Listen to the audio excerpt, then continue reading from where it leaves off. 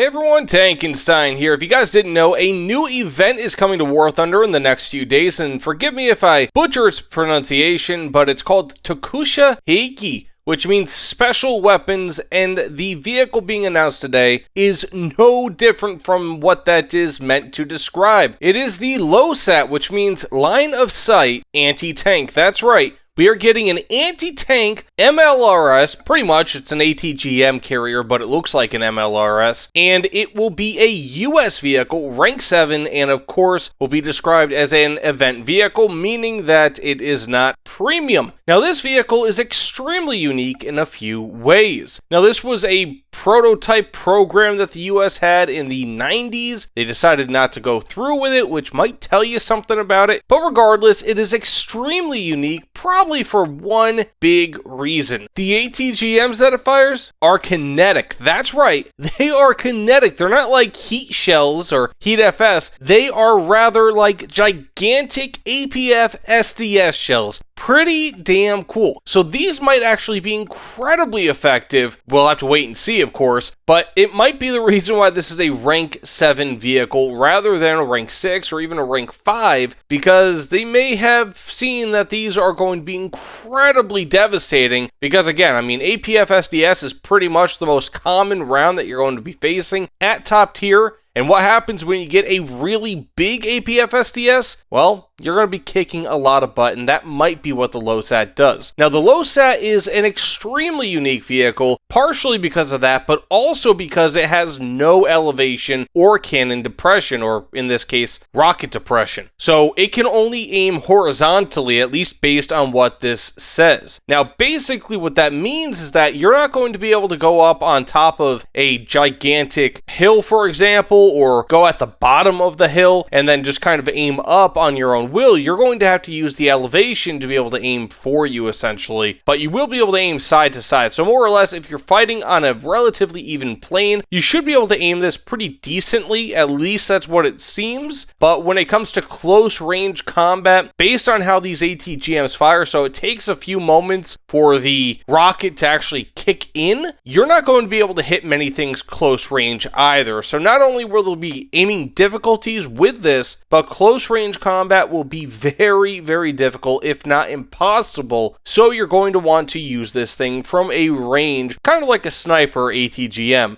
That's firing, again, rocket-propelled APFSDS. Who would have thought, but that's what we are getting. Now, it's saying that these are going to be fired at hypersonic speeds, which is quite interesting, which might make these the fastest ATGMs in-game. Let me know if I'm incorrect, but that's pretty damn cool. If I haven't already mentioned it, this is, of course, based on the CCVL chassis, if you couldn't tell based on the pictures and accompanying video. So it's pretty cool. It should be a very quick vehicle. I'm wondering how effective this is going to be, because again, in the dev blog, it says, and I quote, "The launcher itself can only traverse horizontally," which means that if there is any level of cannon depression or elevation, it is extremely minimal. So I'm wondering exactly what that means, because of course this again is called the Line of Sight Anti-Tank. So US designers were not giving much thought to this being a long-range vehicle, but rather, hey, I see it, I can kill it. You know, this is not an artillery piece. This is not like a helicopter-launched ATGM. This is a relatively close-range thing, at least in terms of real-life military, but in War Thunder, I would imagine this will be quite effective at 500-plus meters. So that being said, let me know what you guys think in the comments below. I'm pretty interested in this. Will this be another useless MLRS? We'll have to wait and see. You know, I mean, you have things like the larger Katusha that was released a few months ago for Russia that ended up being completely booty chatter. No one uses it, but it's still a cool collector's piece. Will this be the same thing?